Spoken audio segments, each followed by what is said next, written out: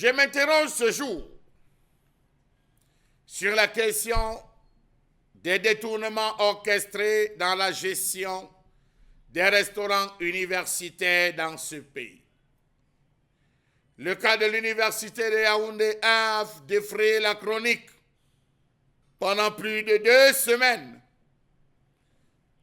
Une jouxte entre le recteur et le chargé des œuvres universitaires, notamment les restaurants.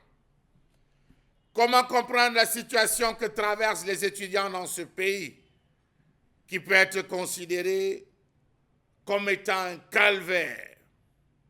Comment comprendre cette gestion catastrophique des restaurants universitaires, lorsqu'on sait que la restauration des étudiants est un secteur très délicat et névralgique dans une université?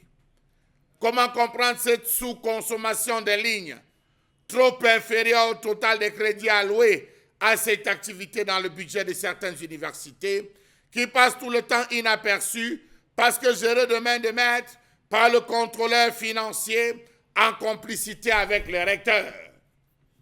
C'est l'untama personnel du recteur et du contrôleur financier. Les restaurants universitaires, ce sont eux qui organisent, qui gèrent.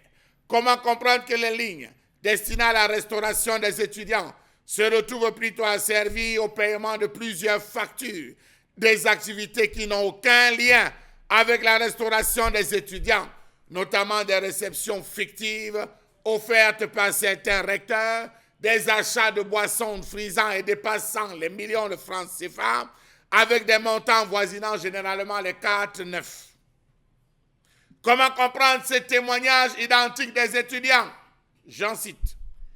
La nourriture à l'université est mal faite. Parfois, elle est lolo. La nourriture du restaurant universitaire comme ça ne vaut pas la peine.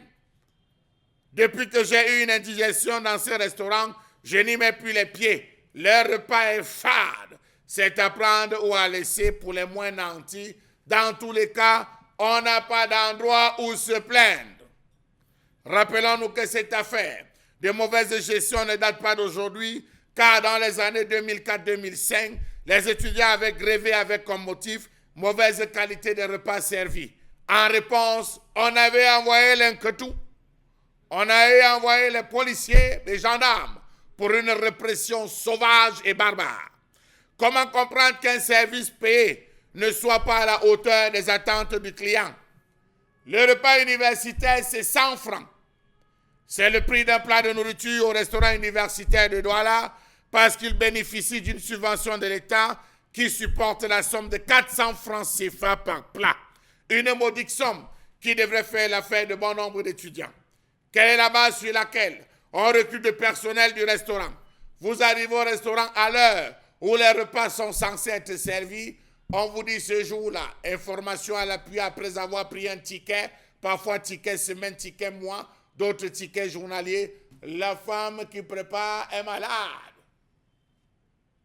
Parfois vous arrivez, le riz qu'on vous sert a tellement de saleté que vous êtes obligé d'aller tout doucement. Parfois, ce même riz a des cailloux. Comment comprendre la négligence de l'administration universitaire malgré les multiples plaintes des étudiants? Quel est l'organe chargé du contrôle de l'hygiène dans ces restaurants? Comment comprendre que l'administration ne mette pas un accent sur les conditions d'hygiène dans ces restaurants? Comment comprendre que le nombre de plats stagne? Nous avons 40 000 étudiants, mais chaque jour on fait 1500 plats, alors que la demande avoisine les 5000 au jour le jour et quotidiennement. Comment comprendre cette misère des responsables des restaurants qui reçoivent l'argent au compte-gouttes? Messieurs les recteurs, libérez la bourse. Les budgets sont connus, libérez la bourse. Arrêtez de puiser, de purger l'argent des étudiants pour pouvoir vous farcir, vous faire la vie belle. L'autre X, c'est qu'il n'y a même pas d'eau à boire à l'université dans le restaurant et qu'on mette l'eau glacée comme avant. On paye 100 francs pour l'eau. En plus des 100 francs déjà supportés par l'État, on se retrouve à demander encore 100 francs, le gombo dans le gombo. Et parfois, c'est l'épouse du responsable du restaurant qui se retrouve à vendre de l'eau pour engranger encore des finances pour la famille. Comment comprendre que les plats cuisinés soient considérés comme impropres à la consommation? Autour des locaux, les pollutions, poussières, fumée eaux résiduaires. Savez-vous que le secteur de la restauration n'est en rien différent de celui des détenus de nos prisons? Les conditions hygiéniques laissent vraiment à désirer au restaurant universitaire. Les lieux sont d'une insalubrité nauséabonde, avec des égouts puants qui étouffent et amettent les mouches.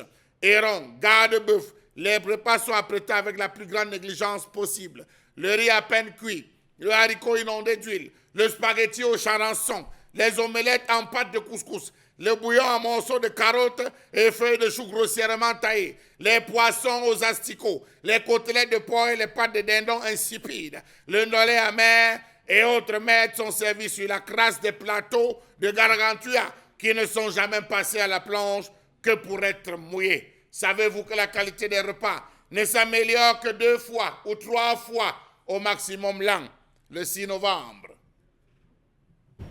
le 11 février et le 20 mai.